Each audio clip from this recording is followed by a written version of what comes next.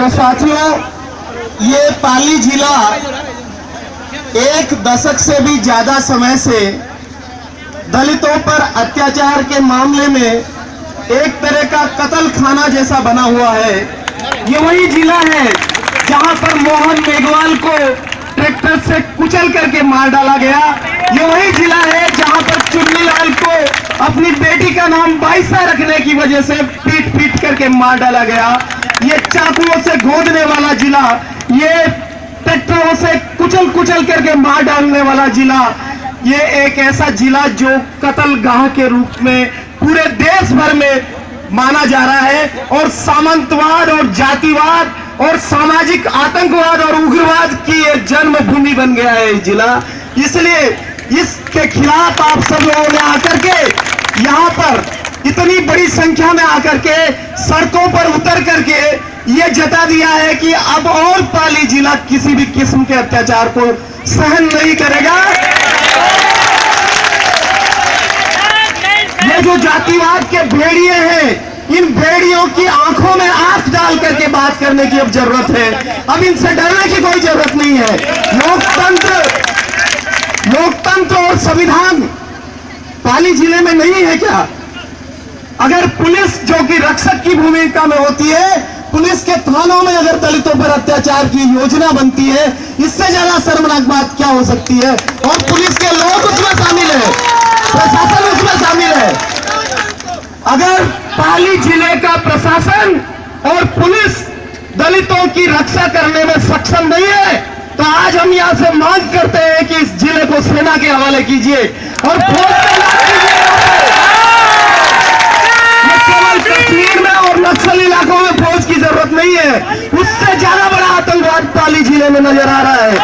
और ये केवल एक गेंदड़ी प्रकरण नहीं है और ये आज की बात नहीं है। पूरे 10 सालों से भी ज्यादा समय से देश भर में ये आवाज गूंजती है और हमें शर्म आती है कि हम उस राज्य के निवासी हैं जिस राज्य में पाली है। क्या पाली देश का हिस्सा नहीं है? या लोकतंत्र लागू नहीं है? या संविधान लागू नहीं है? या कौन सा कानून लगता है जो लोगों को इस तरीके से मार डाला जाता है? और क्या गलती की हमारे भाई ने? अगर राजा राम ने मोटरसाइकिल लेकर के गेर खेलते हुए लोगों के बीच से निकल गया तो क्या गलती की? सार्वजनिक रास्तों को रोका क्यों गया? वहां पर गेर खेलने की जरूरत क्या थी? अगर किसी समाज विशेष को गेर खेलनी है और नाचना है, अपने घरों की छतों पर नाचिए, अपने घरों में नाचिए, सड़कों पर नाचने की कोई जरूरत नहीं है। सड़क सार्वजनिक रास्ते है और दलितों का जो कानून बना हुआ है, एट्रोसिटी का जो एक्ट बना हुआ है, वो ये कहता है कि किसी भी रास्ते को आप रोक नहीं सकते हैं। दलितों का रास्ता रोकना अपराध है। सबसे पहली बात तो यह थी कि आपने रास्ते को रोका, वो अपराध किया आपने राजा राम को रोका, वो अपराध था। और दूसरा अपराध यह था कि आपने उसको मारपीट किया वहां पर। और तीसरा, पुलिस की मौजूदगी में, ये पुलिस किस किस्म की पुलिस है और ये क्या काम करती है राजस्थान की पुलिस? और पाली के माननीय सुप्रीडेंट पुलिस महोदय, आपकी पुलिस क्या खड़े रह करके दलितों को मरवाने का काम करती है क्या? और इस बात के लिए आपको कोई शर्मिंदगी नहीं है? किसी किस्म की कोई शर्मिंदगी नहीं है। अत्याचार करने वाले भेड़ियों को शर्मिंदगी नहीं है और जो लोग खड़े रह करके अत्याचार करवाते हैं उस पुलिस प्रशासन को शर्मिंदगी नहीं है। ये बेशरम लोगों का, बेशरम प्रशासन का और बेशरम अत्याचार करने वालों का जिला बनता जा रहा है। शर्म कीजिए थोड़ी सी, नहीं तो ये दलित आज जिस संख्या में आए हैं इससे कई गुनी संख्या में आकर के आपके इस पूरे पाली जिले को, ये जिस किस्म की चेतना जग रही है, ये केवल पाली जिला ही नहीं, मुझे लगता है कि पूरे हिंदुस्तान के लिए, पूरे भारत के लिए आपने एक संदेश दे दिया है कि दलितों पर अब किसी भी किस्म का अत्याचार कभी नहीं सहा जाएगा। मित्रों, एक बहुत बड़े शायर हुए थे, शायर लुधियानवी। उन्होंने कहा कि न सर छुपा के जिए हम, न मुंह छुपा के जिए, न सर झुका के जिए हम, न मुंह छुपा के जिए, सितम करने वालों की नजर से नजर मिला के जिए। अब अगर एक रात कम जिए तो कम ही सही, यही बहुत है कि मसाले जला के जिए। ये जो पाली जिले में आज जो मसाल जलाई है, इस मसाल को पूरे राजस्थान में ले जाने का काम करने के लिए यहाँ पर बहुत सारे लोग, आंदोलन के लोग आए हुए हैं। तो आपका यह आक्रोश केवल आक्रोश नहीं है, ये बहुत बड़ा शिक्षण है, ये बहुत बड़ी ट्रेनिंग है। आज यहाँ से जो लोग ट्रेनिंग लेके जाएंगे वो आने वाले दशकों तक समाज का नेतृत्व करेंगे और बोलेंगे।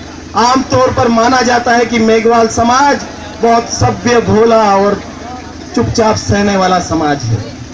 इस धारणा को बदलने की जरूरत है। सहने वाला समाज नहीं, कहने वाला और पलट करके प्रतिकार करने वाला समाज बनाना पड़ेगा। और किसी भी घटना को सहने की जरूरत नहीं है। छोटी से छोटी घटना की एफआईआर दर्ज होनी चाहिए। छोटी से छोटी बात के लिए हमें सड़कों पर उतरना चाहिए, क्योंकि अब सड़कें ही महफूज बची हैं हमारे लिए। बाकी तमाम जगह तो उन्होंने कब्जा कर ली है, हमारे लिए सड़कें हैं। और ये जो सड़कें बची हुई है, उन सड़कों पर इस तरह का जनसैलाब उमड़ेगा तो आप मान के चलिए कि अत्याचार करने वालों की आत्मा जरूर कांपेगी और वो दोबारा अत्याचार करने से 100 बार सोचेंगे कि हम क्या कर रहे हैं। जिस समाज ने अन्याय और अत्याचार किया, उस समाज के लोग मिठाई का कारोबार करते हैं, मिठाई का, मीठी चीज का, स्वीट का, और इतना गंभीर और भयंकर और कड़वा काम, दोनों ही कामों में कोई सामंजस्य ही नहीं है, समझ में नहीं आता क्या चीजें। लेकिन मैं उनको भी कहना चाहता हूं कि आप जो कारोबार कर रहे हैं वो यहाँ पर तो आप अत्याचार करते हैं और बाहर आप कारोबार करते हैं। इस देश में 25 करोड़ दलित और आदिवासी हैं। अगर हमारे भाइयों को हमने सूचना दी कि ये जो महाराष्ट्र में दुकान लगाई हुई है, ये जो बेंगलोर में दुकान लगाई हुई है, ये जो चेन्नई में दुकान लगाई हुई है, ये हम पे अत्याचार करते हैं, तो तुम्हारे वहां से ये सारी चीजें उखड़ करके आ जाएगी और तुम वापस अपने गांवों में गोबर काटते नजर आओगे। तो अन्याय और अत्याचार मत करो। हम किसी किस्म का संघर्ष नहीं चाहते, लेकिन अगर कोई हमारी छाती पर चढ़ेगा तो हम उनको बर्दाश्त भी नहीं करेंगे, हम उनको जवाब देंगे। गेमड़ी से लेकर के, पाली से लेकर के चेन्नई तक, जहां जहां भी आपकी मौजूदगी है, वहां पर अंबेडकर का नारा लगाने वाले लोग बहुत बड़ी संख्या में हैं। इसको भूलना मत।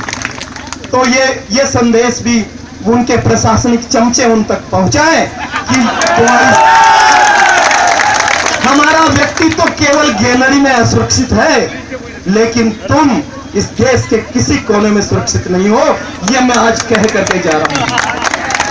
और भरोसा न हो तो गैलरी हो चाहे डेल्टा मेघवाल के हत्याकांड की बात हो, इन सब चीजों को हम हिंदुस्तान के कोने कोने में ले जाएंगे। कोई जगह बाकी नहीं रखेंगे, चाहे वो यूनिवर्सिटीज हो, चाहे वो सड़कें हो, चाहे सभाएं हो, चाहे इनकी मिठाइयों की दुकानें हो, सब जगह पर इस संदेश को ले जाने का काम हम लोग करेंगे। तो आज की आपकी ये जो सभा है, ये छोटी मोटी सभा नहीं है, ये आपने जो ताकत का आज प्रदर्शन किया है, ये बहुत महत्वपूर्ण प्रदर्शन। मेहरबानी करके मैं इसलिए मेघवाल समाज की बात कह रहा हूं, क्योंकि पश्चिम राजस्थान में जब जब भी संघर्ष का मौका आता है, जहां भी सड़कों पर उतरने का मौका आता है, तो मेघवाल समाज अपनी प्रमुख भूमिका निभाता है। इसलिए मैं उसको धन्यवाद देने की बात कर रहा हूं।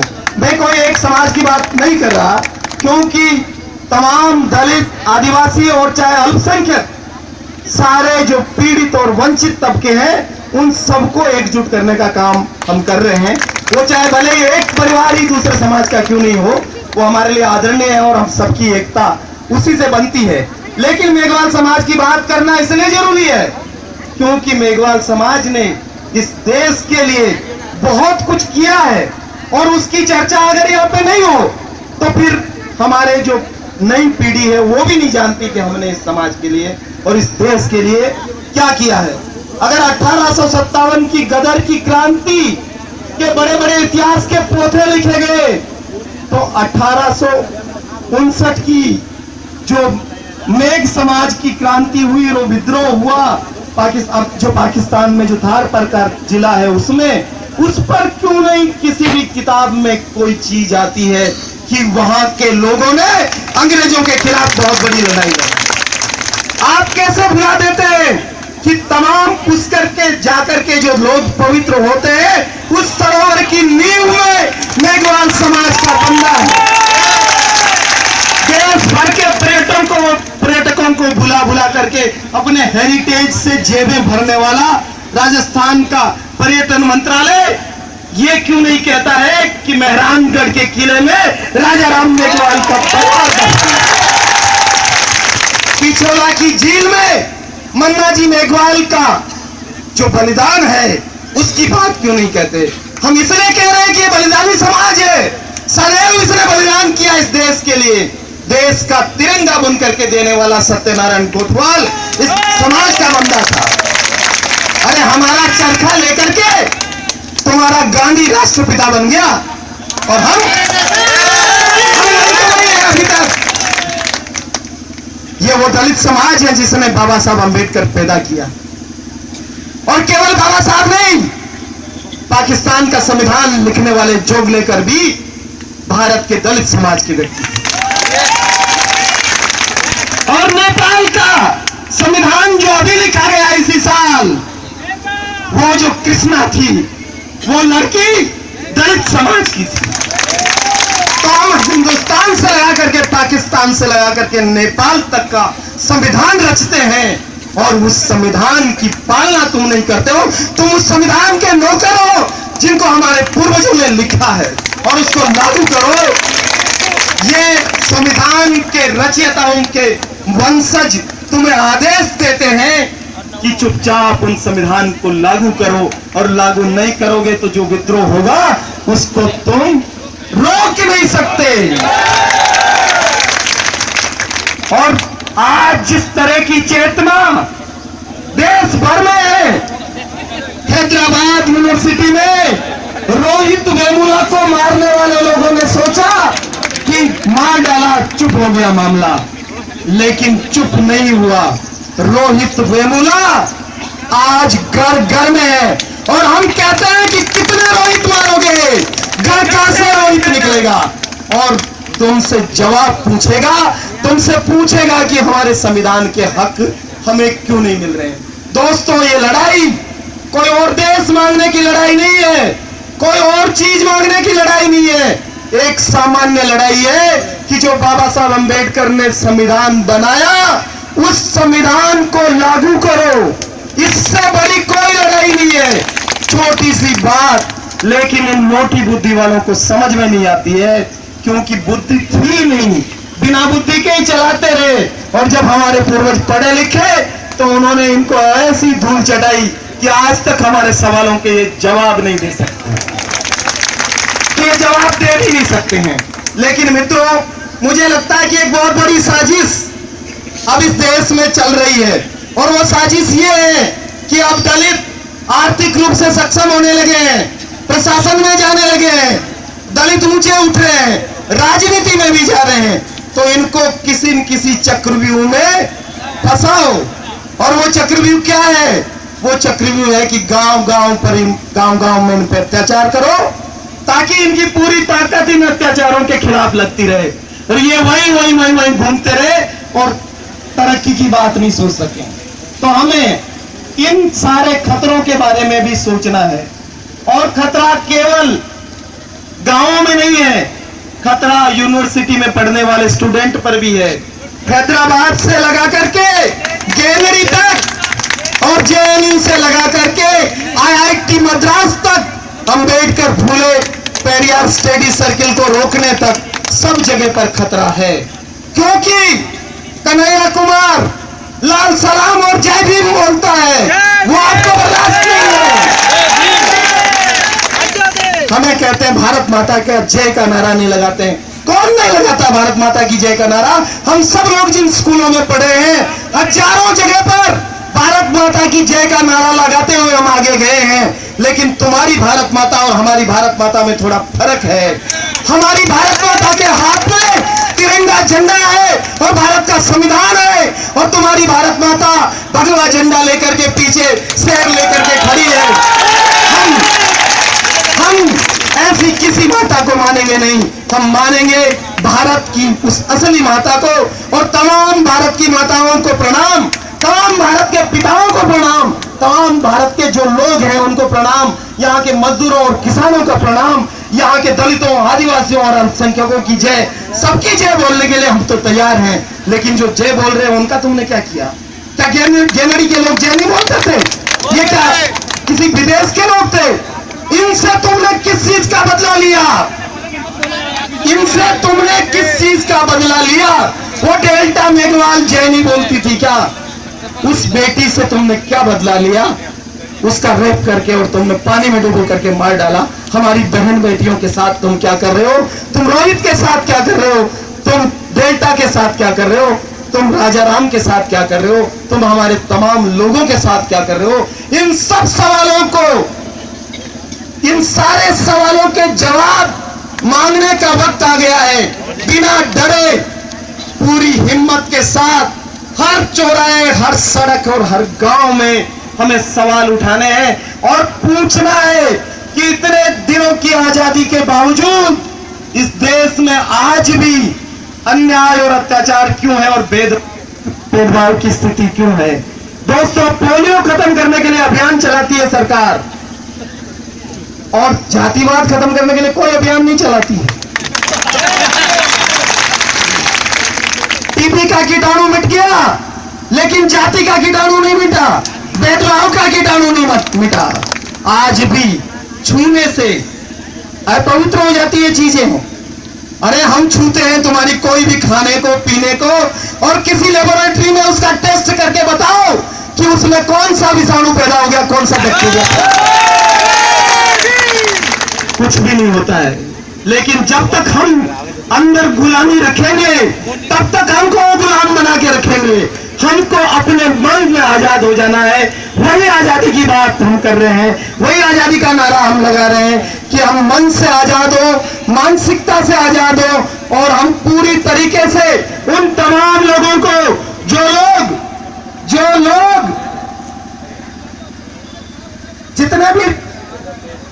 जितने भी लोगों ने, हाँ, ये जो भारत माता की जय के बहुत नारे लगाते हैं और वंदे मातरम हैं, वो लोग दलित महिलाओं के साथ रेप करने से नहीं चूकते। वो लोग गेनड़ी में महिलाओं के साथ मारपीट करके उनके गहने लूटने से नहीं चूकते। क्या गेनड़ी की बहनें भारत माता की बेटियां नहीं हैं? आपने उनके साथ ऐसा कैसे किया?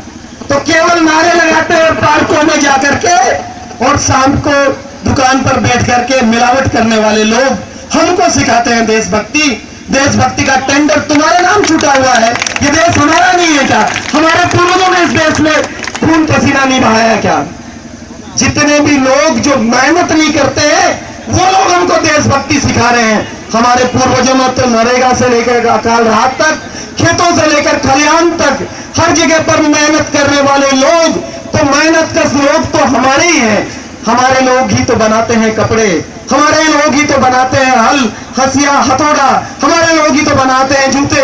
तुम क्या बनाना जानते हो? तुम तो बेचना जानते हो। इस देश को भी तुमने बेच दिया कहीं कहीं बार। अभी कह रहे हैं कि हमारे राजनेता नहीं बोलते हैं अत्याचार होता तब, और ये सही बात है। आपके पड़ोसी नागौर जिले में डांगावास से गांव, डांगावास में 5 दलितों को कुचल करके मार डाला। एक बहन चंद्रकांता मेघवाल, एक विधायक भवानी मंडी की, वहां पहुंची रामगंज मंडी की। उसके अलावा 34 विधायक एससी के, एक भी विधायक ने मुंह नहीं खोला। ये क्या करते हैं? ये हमारे प्रतिनिधि नहीं है। मैं आपको कहना चाहता हूं कि जो राजनीतिक आरक्षण से एमएलए और एमपी बन करके जाते हैं वो केवल राशन कार्ड और आधार कार्ड में हमारी जाति और हमारे समाज के हैं, उसके अलावा हमारे समाज के नहीं है। और इनको जवाब देने का सबसे बढ़िया मौका है कि किसी भी सामाजिक आयोजन में इनको मत बुलाओ। न किसी अम्बेडकर जयंती में बुलाने की जरूरत है, न रामदेव मंदिर की प्राण प्रतिष्ठा में बुलाने की जरूरत है, न किसी सामूहिक विवाह में बुलाने की जरूरत नहीं है। इन परजीवी लोगों को अपनी मौत मरने के लिए एक तरफ छोड़ दीजिए, ये खत्म हो जाए। और या फिर बोलेंगे हमारे पक्ष में, अगर हमारे लोग हैं तो हमारे लोगों को हमारे पक्ष में बोलना चाहिए। अरे तुम 5 साल बन गए और नहीं बनोगे, और क्या होगा, इससे ज्यादा क्या हो सकता है? और बन के भी तुम क्या निहाल कर रहे हो हमको, अगर चुप रहते हो तो ऐसे लोगों को राजनीतिक आरक्षण से जो फायदा उठा करके गए हैं, वो लोग सोचते हैं कि हम अपनी प्रतिभा से बने हैं, वो लोग सोचते हैं कि हम अपनी पढ़ाई से बने हैं, लेकिन नहीं, ये बाबा साहब अंबेडकर की कृपा से बने हुए लोग हैं। कोई सरकारी नौकरी में जो गया है वो ये ना सोचे कि वो अपनी प्रतिभा से गया है, ये बाबा साहब अंबेडकर की मेहरबानी से बने हैं। तो जो लोग बाबा साहब की मेहरबानी से बनते हैं, उन तमाम लोगों को बाबा साहब की मेहरबानी का कर्ज चुकाना चाहिए। और अगर कर्ज नहीं चुकाते हैं तो बाबा साहब अंबेडकर ने क्या कहा था? पे बैक टू सोसाइटी। उन्होंने कहा समाज को वापस देना। हम सब किसान हैं, किसान अगर खाद नहीं डाले खेत में हर दूसरे साल तो वो जमीन भी उर्वरक नहीं रहती है, ऊसर हो जाती है। तो इन तमाम राजनीतिक लोगों ने समाज को ऊसर कर दिया है, तो इन लोगों को जवाब देने की भी हमें जरूरत है। और बाकी लोग, अन्य समुदायों के लोग जो अन्याय और अत्याचार कर रहे हैं, उनको मान सम्मान और मतदान करना आज से बंद कर दिए। जो हम पर चोट करेगा उसको वोट की चोट देनी है। वार्ड पंच से लगा करके सांसद तक के चुनाव में उन समुदायों से जो लोग चुनाव लड़ते हैं उनको वोट नहीं देना है। क्या ये संकल्प हम कर सकते हैं? तो हाथ उठाइए दोनों और जय भीम का नारा लगाइए। तो हम देश भर में ये कहेंगे कि गेंगड़ी प्रकरण के बाद पानी में इकट्ठा हुए हजारों की संख्या में दलितों ने यह फैसला किया है कि अन्याय अत्याचार करने वालों को आज से वोट नहीं देंगे। दूसरी चीज, कानून कहता है कि जिन इलाकों में अत्याचार और अन्याय होता है उन इलाकों को अत्याचार परक क्षेत्र, एट्रोसिटी प्रोन एरिया घोषित करना चाहिए। और पाली जिले में निरंतर अत्याचार हो रहा है, तो क्या हम ये मांग उठाए कि पूरे पाली जिले को अत्याचार प्रभावित जिला घोषित किया जाए? और अगर आपकी प्रशासन नहीं संभाल सकता है तो पहले भी मैंने कहा कि आप फौज के हवाले कीजिए इस जिले को, ताकि फौज संभालेगी इसको। और फिर नहीं संभालते हो तो फिर ये जो भीम सैनिक बैठे हैं, ये भीम की सेना संभालेगी इसको,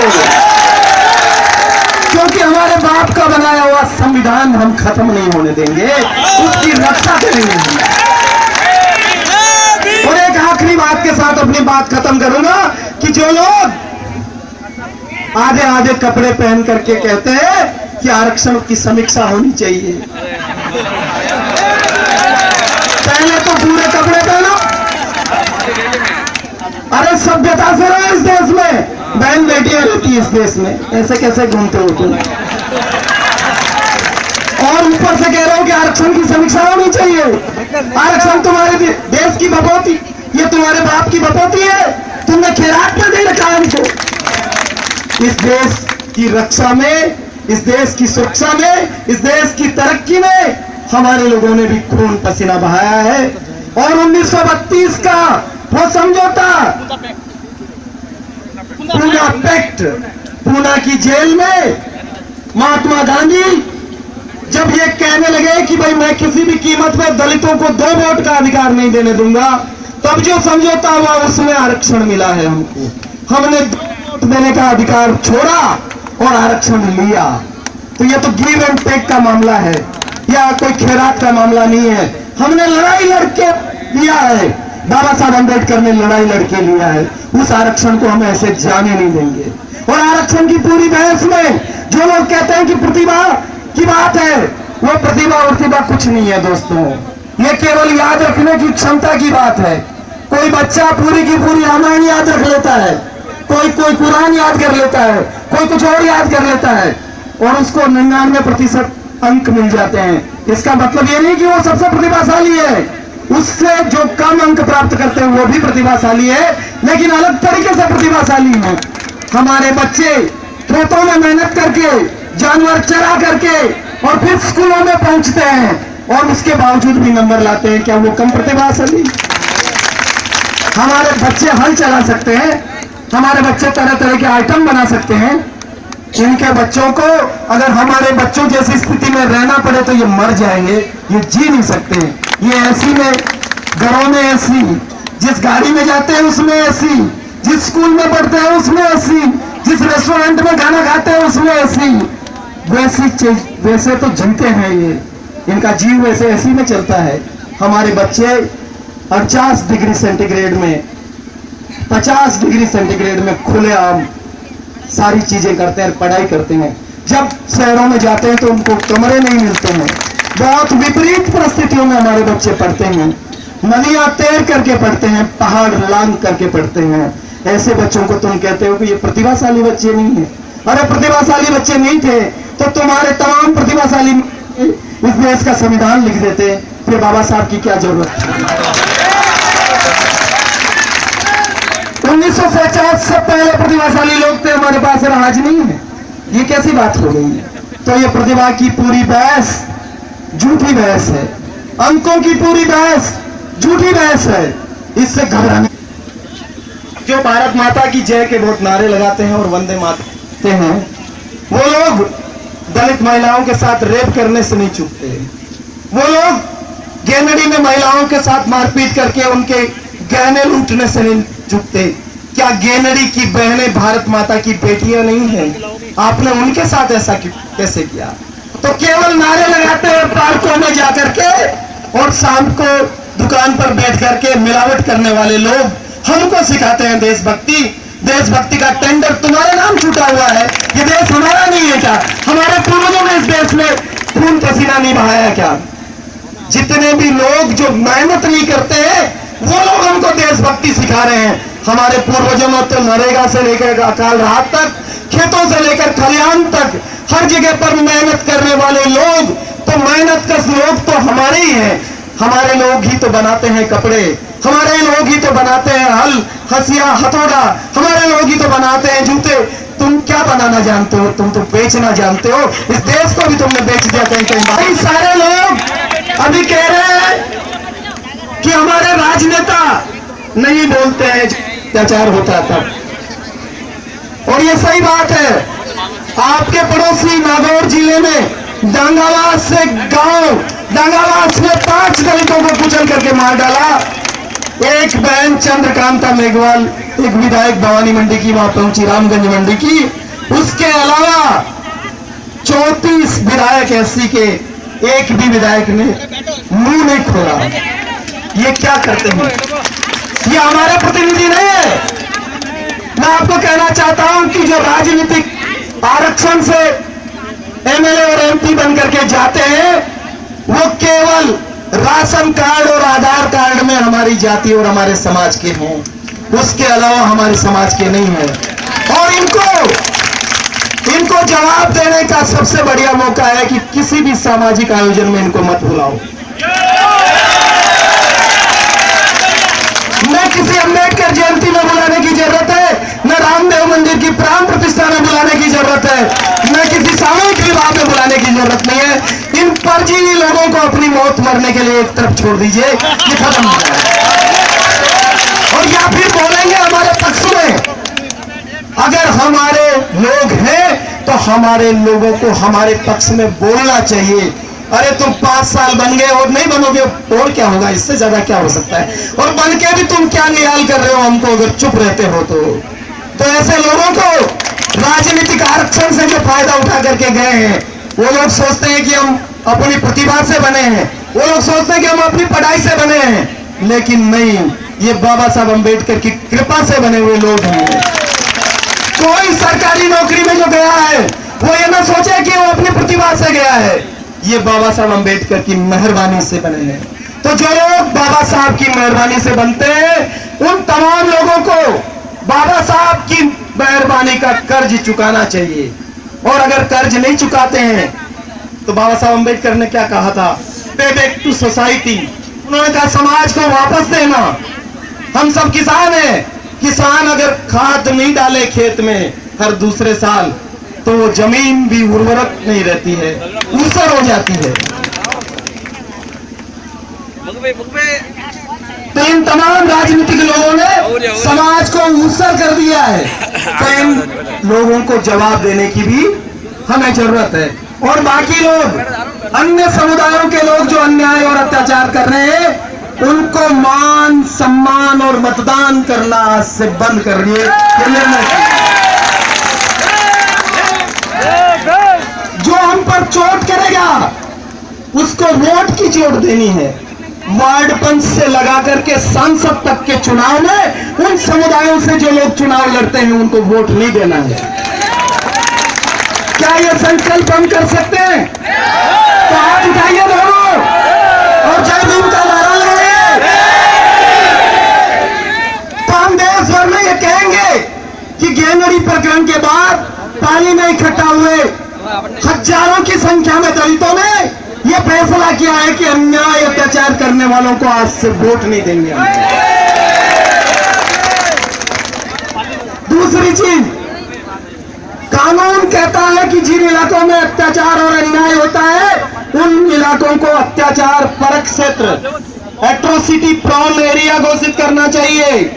और पाली जिले में निरंतर अत्याचार हो रहा है, तो क्या हम ये मांग उठाए कि पूरे पाली जिले को अत्याचार प्रभावित जिला घोषित किया जाए? और अगर आपकी प्रशासन नहीं संभाल सकता है तो पहले भी मैंने कहा कि आप फौज के हवाले कीजिए इस जिले को, ताकि फौज संभालेगी इसको। और फिर नहीं संभालते हो तो फिर ये जो भीम सैनिक बैठे हैं, ये भीम की सेना संभालेगी इसको, क्योंकि हमारे बाप का बनाया हुआ संविधान हम खत्म नहीं होने देंगे, उसकी रक्षा करेंगे। और एक आखिरी बात के साथ अपनी बात खत्म करूंगा कि जो लोग आधे आधे कपड़े पहन करके कहते हैं कि आरक्षण की समीक्षा होनी चाहिए, पहले तो पूरे कपड़े पहनो। अरे सभ्यता से रहो इस देश में, बहन बेटियां रहती है इस देश में, ऐसे कैसे घूमते हो तुम? और ऊपर से कह रहे हो कि आरक्षण की समीक्षा होनी चाहिए। आरक्षण तुम्हारे देश की बपौती, ये तुम्हारे बाप की बपौती है, तुमने खैरात में दे रखा है हमको। इस देश की रक्षा में, इस देश की सुरक्षा में, इस देश की तरक्की में हमारे लोगों ने भी खून पसीना बहाया है। और 1932 का वो समझौता, पूना पैक्ट, पूना की जेल में महात्मा गांधी जब ये कहने लगे कि भाई मैं किसी भी कीमत पर दलितों को 2 वोट का अधिकार नहीं देने दूंगा, तब जो समझौता हुआ उसमें आरक्षण मिला है हमको। हमने 2 वोट देने का अधिकार छोड़ा और आरक्षण लिया। तो ये तो गिव एंड टेक का मामला है, या कोई खैरात का मामला नहीं है। हमने लड़ाई लड़के लिया है, बाबा साहब अम्बेडकर ने लड़ाई लड़के लिया है। उस आरक्षण को हम ऐसे जाने नहीं देंगे। और आरक्षण की पूरी बहस में जो लोग कहते हैं कि प्रतिभा की बात है, वो प्रतिभा प्रतिभा कुछ नहीं है दोस्तों, ये केवल याद रखने की क्षमता की बात है। कोई बच्चा पूरी की पूरी रामायण याद रख लेता है, कोई कुरान याद कर लेता है, कोई कुछ और याद कर लेता है और उसको 99% अंक मिल जाते हैं। इसका मतलब ये नहीं कि वो सबसे प्रतिभाशाली है, उससे जो कम अंक प्राप्त करते हैं वो भी प्रतिभाशाली है, लेकिन अलग तरीके से प्रतिभाशाली है। हमारे बच्चे खेतों में मेहनत करके, जानवर चरा करके और फिर स्कूलों में पहुंचते हैं और उसके बावजूद भी नंबर लाते हैं। क्या वो कम प्रतिभाशाली? हमारे बच्चे हल चला सकते हैं, हमारे बच्चे तरह तरह के आइटम बना सकते हैं। इनके बच्चों को अगर हमारे बच्चों जैसी स्थिति में रहना पड़े तो ये मर जाएंगे, ये जी नहीं सकते। ये एसी में, घरों में एसी, जिस गाड़ी में जाते हैं उसमें एसी, जिस स्कूल में पढ़ते हैं उसमें एसी, जिस रेस्टोरेंट में खाना खाते हैं उसमें एसी। वैसे तो जीते हैं ये, इनका जीव वैसे एसी में चलता है। हमारे बच्चे 50 डिग्री सेंटीग्रेड में 50 डिग्री सेंटीग्रेड में खुलेआम सारी चीजें करते हैं, पढ़ाई करते हैं। जब शहरों में जाते हैं तो उनको कमरे नहीं मिलते हैं। बहुत विपरीत परिस्थितियों में हमारे बच्चे पढ़ते हैं, नदियां तैर करके पढ़ते हैं, पहाड़ लांग करके पढ़ते हैं। ऐसे बच्चों को तुम कहते हो कि ये प्रतिभाशाली बच्चे नहीं है। अरे प्रतिभाशाली बच्चे नहीं थे तो तुम्हारे तमाम प्रतिभाशाली इस देश का संविधान लिख देते, फिर बाबा साहब की क्या जरूरत थी। 1950 से पहले प्रतिभाशाली लोग थे, हमारे पास आज नहीं है। ये कैसी बात हो गई? तो ये प्रतिभा की पूरी बहस झूठी बहस है, अंकों की पूरी बहस झूठी बहस है। इससे घबराने की जरूरत नहीं है। और जो भी आरक्षण की तरफ अंगुली उठाए उसको जवाब देने की जरूरत है। हमारे पूर्वजों ने इस देश के अलावा कोई देश नहीं मांगा। हमने इस देश से कभी भी गद्दारी नहीं की। हम वास्तविक रूप से भारत माता की सच्ची संतानें हैं। हमने मेहनत की और ये गद्दार लोग पता नहीं किस किस को यह देश बांटा, इन्होंने किस किस को देश बेचा। वो सब लोग अगर आरक्षण पर सवाल उठाते हैं तो उन सारे सवालों का जवाब देने की जरूरत है।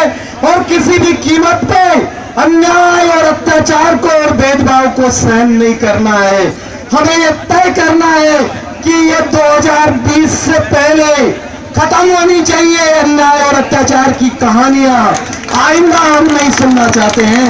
और जहां भी अन्याय और अत्याचार हो सब जगह पर हमको इसी तरीके से इसी तादाद में आकर के अपनी बात करनी है।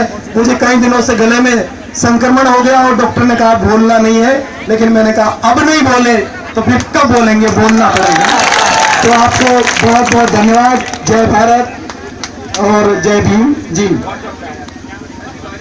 तो ऐसे लोग जो, मैं ये गालियां नहीं कहूंगा, लेकिन जो व्हाट्सएप पर, सोशल मीडिया पर और फेसबुक पर गालियां दे रहे हैं, उनको हम कहना चाहते हैं कि अब दलित समाज तो फेस टू फेस तैयारी में है।